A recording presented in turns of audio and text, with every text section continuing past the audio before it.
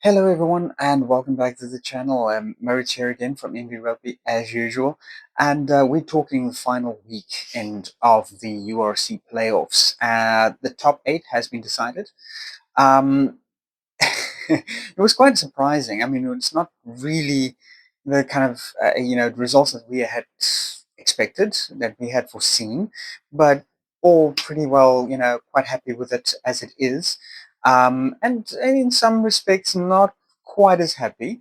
The Lions, of course, did not make the top 8, so we're only looking at about 3 South African teams going off against all the overseas guys. Within the top 8, and the competition is fierce and tough. It's going to be a hell of a couple of weeks coming. Now, obviously, there won't be any kind of games this weekend, but there will be games coming around about the 30th and 31st of May, where we look at the quarterfinals, the round 1 of the elimination matches. So, without any further ado, let's get on with it.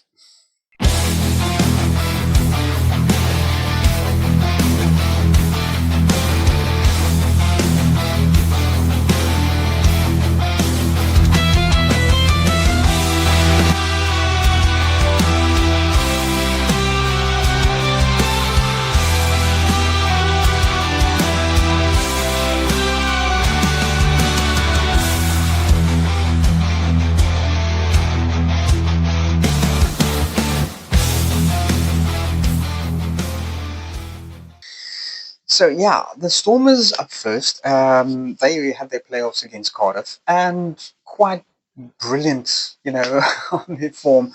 3 tries in the first half. Really, gave it their all. Southworth did manage to kind of get one try in within the first half for Cardiff, before he went off with a red card for an upright tackle. And just off the bat, let me just say, I mean, I felt seriously sorry for him. Um, Again, it's not done in any kind of malicious form, or it was not. It's not meant as kind of a purposeful foul tackle, but Southworth, yeah, did come in with force, and yeah, the upright tackle, no dipping. There was contact with the head. I cannot quite remember exactly who he had contact with. I think it might have been Hudson Burke. Um, but yeah, the review was made, and the referee basically just came to the conclusion that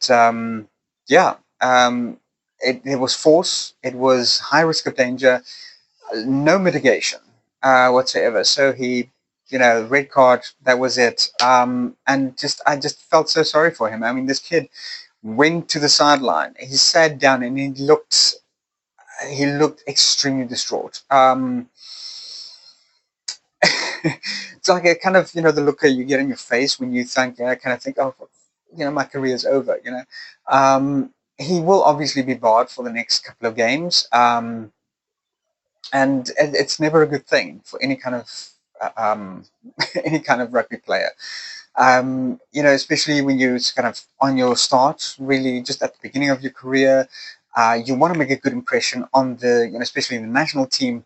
Uh, um, Agents coming to look for potential talent, especially him, the potential of going to the national Welsh team, and then to basically to go out like this, not really having a very good first impression kind of thing. But yeah, really, all my sympathies to that young man. He looked extremely heartbroken at that red card. Hudson Burke, speaking about him, huge congratulations to him, making his 50th cap. And then celebrating 2 tries for the Stormers as well on Saturday. Really did outdid himself. He played his heart out, just like most of the Stormers on that day. And I feel also, now that it's coming to sort of the playoffs, a lot of these teams started pulling out all the stops. It's like they did like a 180-degree turnaround.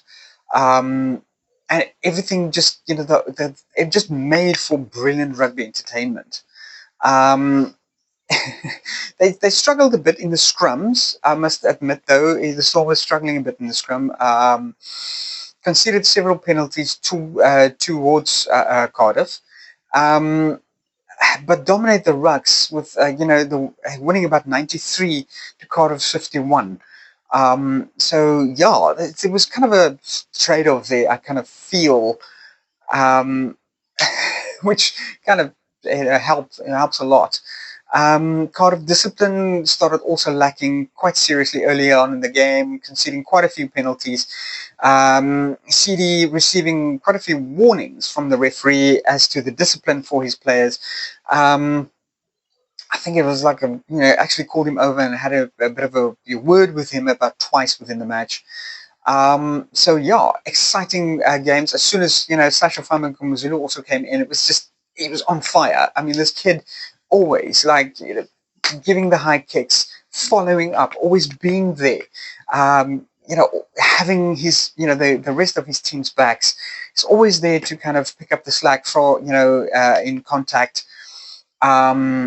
And just all round did amazing things for his team.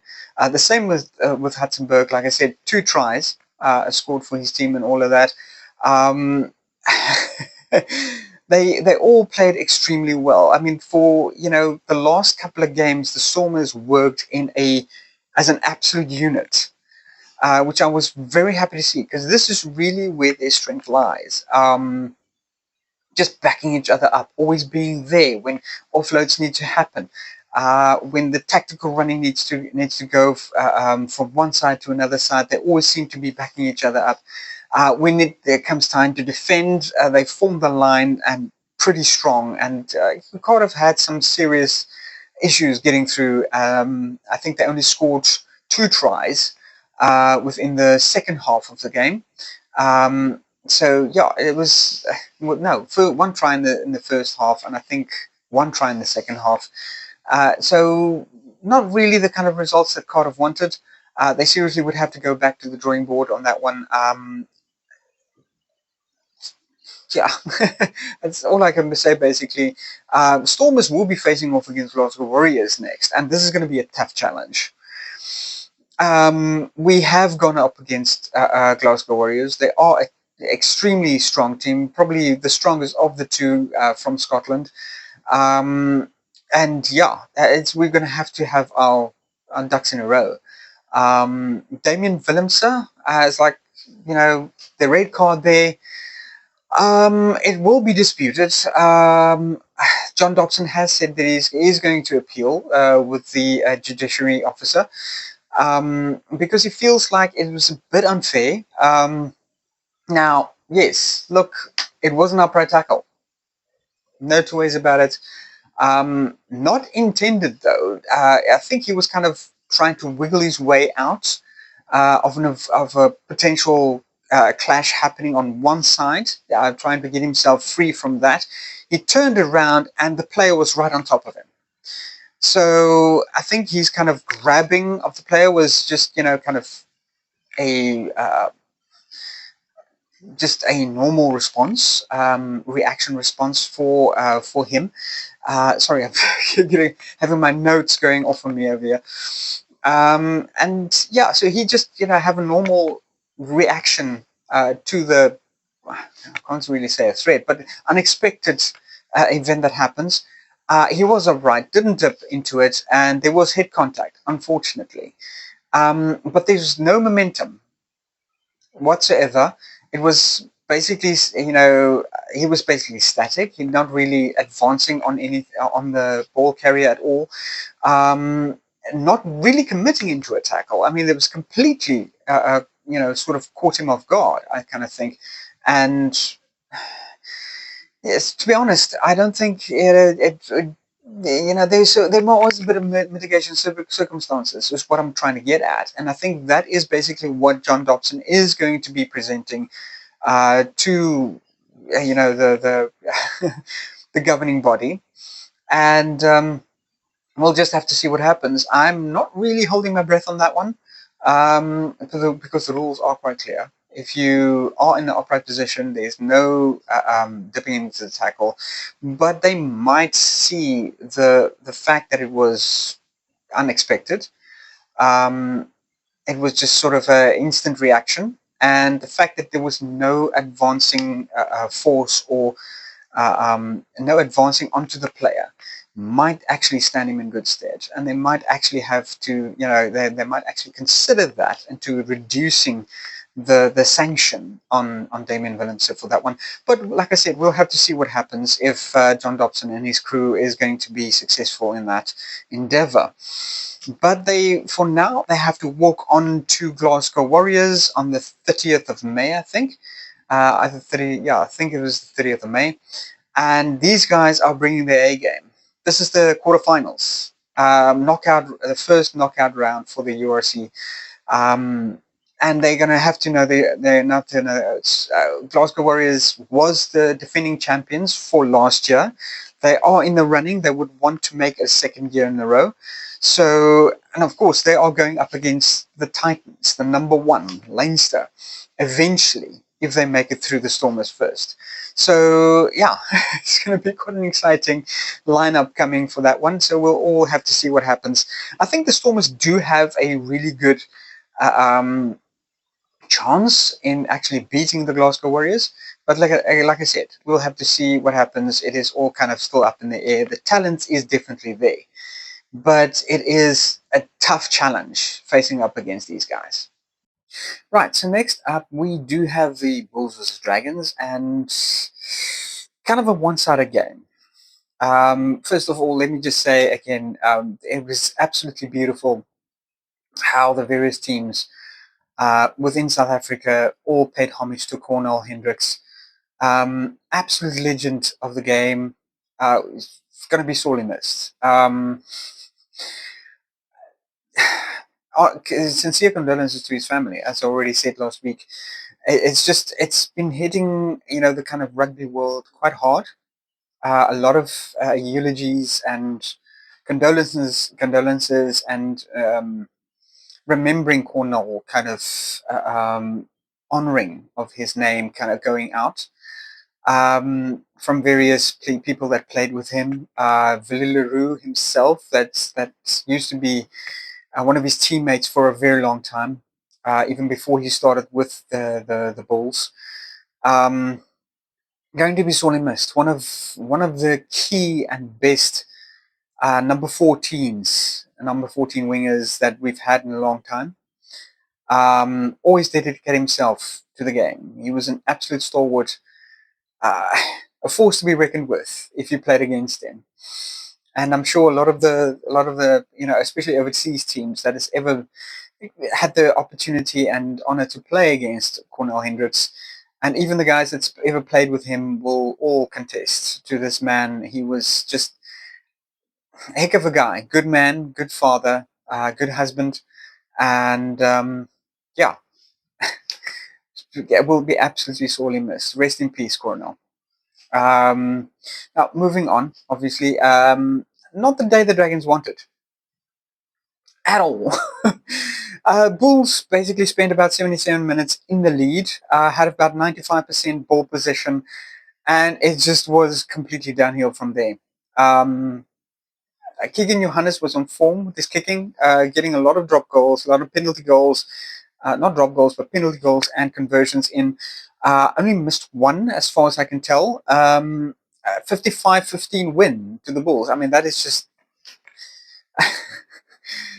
the Dragons just didn't have it uh, very well at all.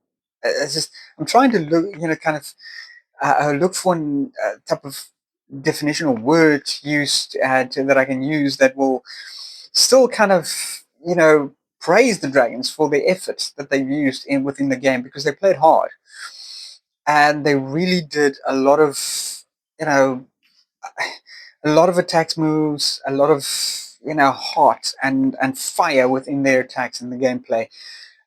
Their defense just wasn't there at all. I mean, 55 points to the Bulls. I mean, it was a try fest. These guys just wouldn't get enough. even for Jasper Wiese scoring his try within the match, and he doesn't get a lot of opportunities like that. I mean, of being the eighth man, usually within the front row, he just joins the forwards in just pounding defenses. That's what he does, and he lends his power absolutely just to the scrums. Um, so the discipline was surely lacking. The defense wasn't there.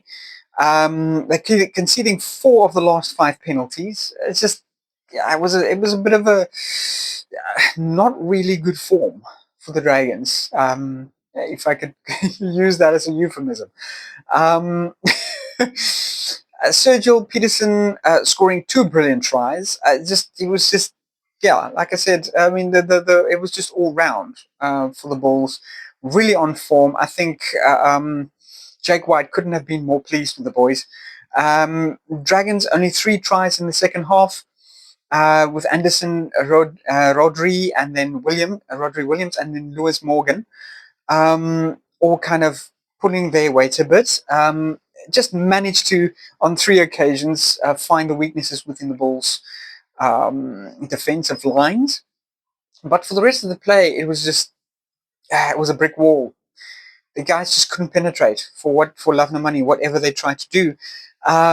But now the Bulls is of course facing Edinburgh within the quarterfinals, and again, this is going to be a tough game. I mean, Scotland does bring their A game, has brought their A game to this URC. Edinburgh themselves are not doing that as well as their counterpart within the Glasgow Warriors, but they play hard, and they go in hard, and they go in strong. The brutality of these men is, it speaks for itself. It's self-evident. The Bulls is going to have their hands full. It's not going to be a walkover. I can guarantee that. And these guys, like everybody else, they're going to pull out all the stops. They're going to bring their A game. They do not want to, again, rehash the experience against the Sharks that they had. We expect to see some pushing, shoving. We expect to see some really, couple of words among the players, going off. But we also expect to see some really good rugby coming, and yeah, with a kind of team that Jake White has put together, and the stats that they've been cranking out quite recently. We expect quite a tough match, and I wouldn't be surprised if the Bulls take this one at maybe a margin of about 5 points. I'd say it's not going to be a walkover, and I don't expect another 55-point lead. 55-point victory for the Bulls, possibly somewhere, say, in the 30s, maybe 20s. But I suspect about a 5-point lead victory for the Bulls. I don't think the Edinburgh will probably walk out the losers, but with a bonus point, to be honest. And this is just, I might be surprised. I might be wrong. Give me your comments in the comments field of what you think the margin will be. What is your predictions for that match? Bulls to win, Edinburgh to win, and by how much? Now, yeah, let's, without any further ado, let's walk on to the next one.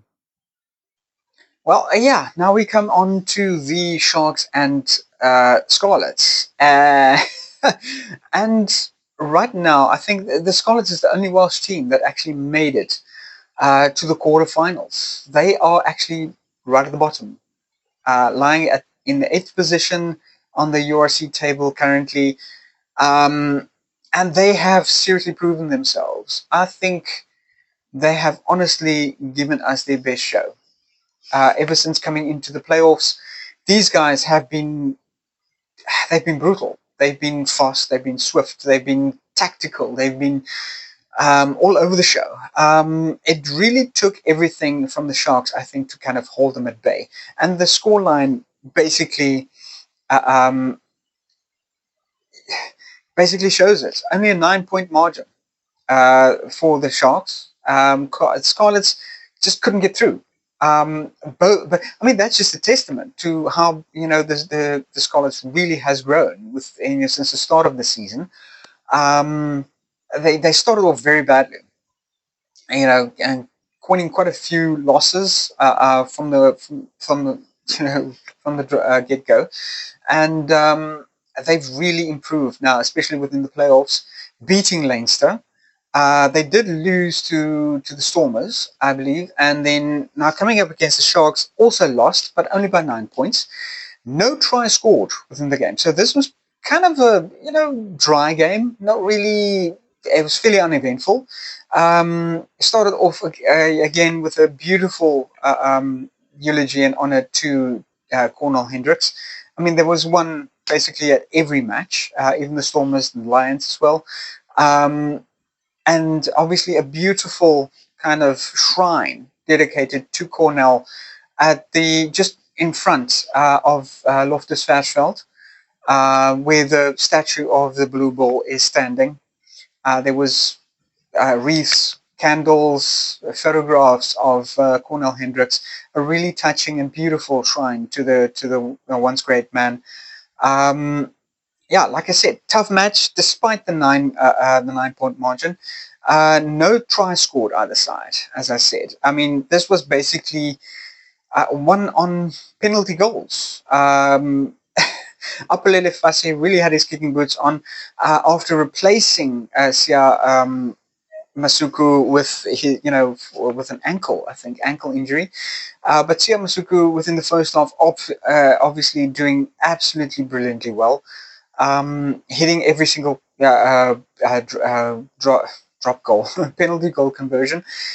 But yeah, I think Siyamasuka went off with a head injury assessment. Yeah, walked off the field, but obviously with the EMT staff for the head injury assessment, I'm not too sure if he came back afterwards. I don't think so.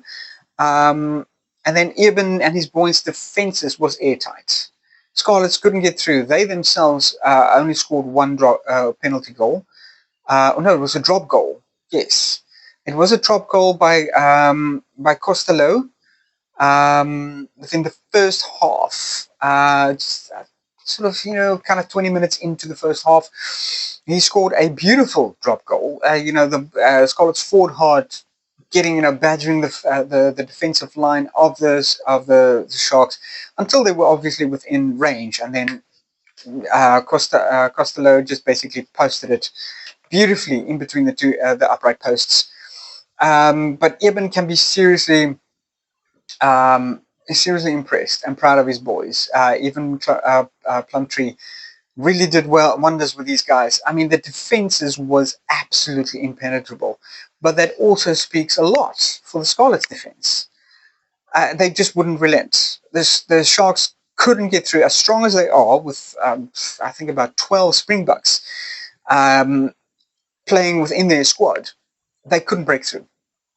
So that speaks a lot for those boys in red.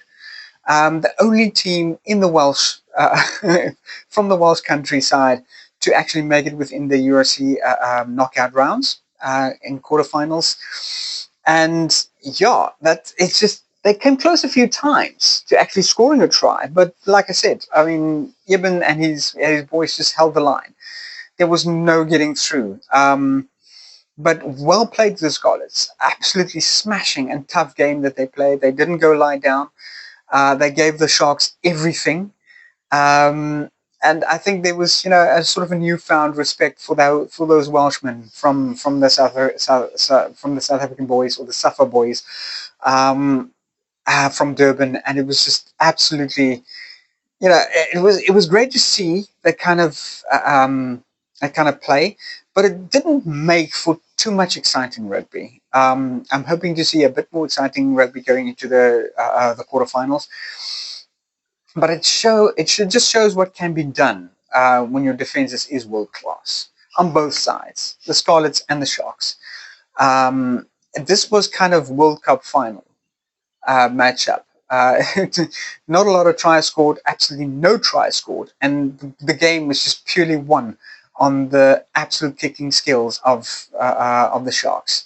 Well done to the boys, and we hope to see absolutely peak performances by you going into the URC sort of quarterfinals here. So yeah, the Sharks coming up will be going up against Munster. Tough game. Munster, I mean, the Irish have shown us that they really, really play a world class game. Whether you're going from Ulster to Munster to Leinster, these guys, I just they don't give up, and it's a hard fought, uh, um, road ahead from point A to point B. I mean, they will give you uphill from the first whistle to the 80th minute. Um, so no resting on our laurels. The toughest part really starts now for every single team, whether it's the Bulls, Sharks, Stormers. Um, it's going to be a tough road ahead, and it was kind of nail biting there. I have to admit, going into this weekend, because obviously from the results on Saturday, it still seemed that we might be facing the Stormers, might be facing off against the Sharks this coming the on the 30th of May. Um, which would kind of be sad because now you're you're already eliminating at the quarterfinals. You're eliminating one South African team because either the Sharks or the Stormers would go ahead. Luckily enough, it didn't work out like that. I mean, we've got the Glasgow Warriors, the Sharks got Munster, and the Bulls got Edinburgh. So we've got two Scots in a Scottish game. So at least we hope that both will be kicked out, but we'll have to see what happens. They are tough teams, but I'm pretty sure the Bulls and the Stormers are up to the challenge. I'm quite confident in this Sharks skills going up against Munster. Going to be a tough game as usual, but I'm suspecting if I can make a prediction, probably about also run about 3 to 5 points difference, possibly 1 point margin. Victory. Hopefully, the Sharks they still have the ability and the skills and the talent to do it. I'm a bit worried for the Stormers. Probably going into this quarterfinals without Damian Viljoen, but I'm pretty sure these guys, the guys, will make the best of it. But leave me your comments in the comments field. What you think of the Stormers game, the upcoming Stormers game? What is their chances against the Glasgow Warriors? And then also the Sharks against Munster, going up against the Irish, pretty strong Irish team in the get-go. So let me know what you think. And now, of course, we're talking about the Lions game against Ospreys. And yeah, Lions did very well. Absolutely very strong comeback from their previous losses within the URC, but unfortunately, I fear it's too little too late. Lions lying basically ending up 11th on the table, not being able to make the top 8, so they will not be going to the Scarlets. Their URC challenge is officially over. As far as they're concerned. So they probably will be focusing now on, some extra challenges going on forward from here. Ospreys basically occupying the, the spot right below the Lions on the log. So yeah, but still a pretty exciting game to watch. The Lions came back strong. A lot of brutality, a lot of energy, a lot of tactical play on their part. But again, just a little bit too late. Kewan Horn performed absolutely brilliant. So did Van der Merwe. Um, they all just absolutely did fantastically well. Richard Creel himself played a smashing game. It's just it's a bit sad that too little too late, but still we do have 3 teams within the playoffs, and we're just hoping to go kind of further from there. It's just, yeah, it was a bit sad to see them go, as it's like the Lions is a strong team. For some reason they just couldn't find um, any viable cohesion to give a more productive performance, and it kind of bit them in the ass. Unfortunately, with the last couple of games, that didn't work out. They came back strong within the playoffs, but too little too late. They couldn't secure themselves a spot within the top 8. And yeah, like I said, the top 8 as it stands at the moment, we have Leinster number 1, the Bulls number 2, Shortly followed by Sharks at number 3. Glasgow Warriors moved down from number 2 to number 4. They are followed, immediately behind by the Stormers at number 5. Munster occupying the sixth spot. Edinburgh just below them at number 7, and then Scarlets scraping in at number 8, securing themselves a spot within the playoffs and the quarterfinals.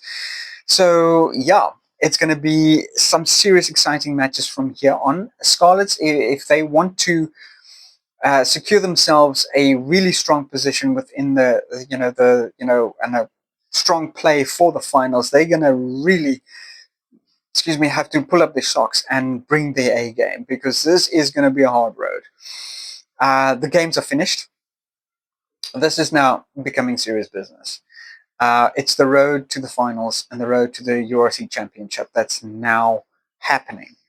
And as I said, I mean, this is the kind of a sought after prize for club rugby, and every single club is gonna show his mettle. They're not going to take it down lying. And they're going to take it lying down. Excuse me. They are seriously going to pull off some really good rabbits out of a hat. So we are in for some serious rugby. Some serious rugby games coming up now. The URC fixtures coming for the 30th and 31st of May. In the quarterfinals, we've got, like I said, Glasgow Warriors against Stormers, Bulls versus Edinburgh. We have Leinster taking on Scarlets again. And they kind of hope, I'm pretty sure they're going to, from what happened last time, they're going to make sure that Scarlets do not get a one over on them again. Scarlets is going to be aiming for another victory. They've done it before. They can do it again. And I'm pretty sure they're going to be gunning for it hook, line, and sinker. These guys are going to be trying to go next level. And I'm pretty sure we're going to see some excellent performances from them as well. Sharks versus Munster, again, do not count the Irish out. Ulster is out of the game, out of the URC, the playoffs. But do not count them out. They still have 2 teams within the quarterfinals leading up to the finals. And we're also expecting some really fantastic rugby from them. I mean, it's only the Irish can provide. So, yeah, guys, it's going to be an absolute blast. And that's it from me. Thank you very much for watching. Please leave me a like and subscribe in the comment, leave me your thoughts in the comments field. I always love hearing from you guys. And as per usual, from an excruciatingly cold Cape Town, I bid you guys adieu and peace out.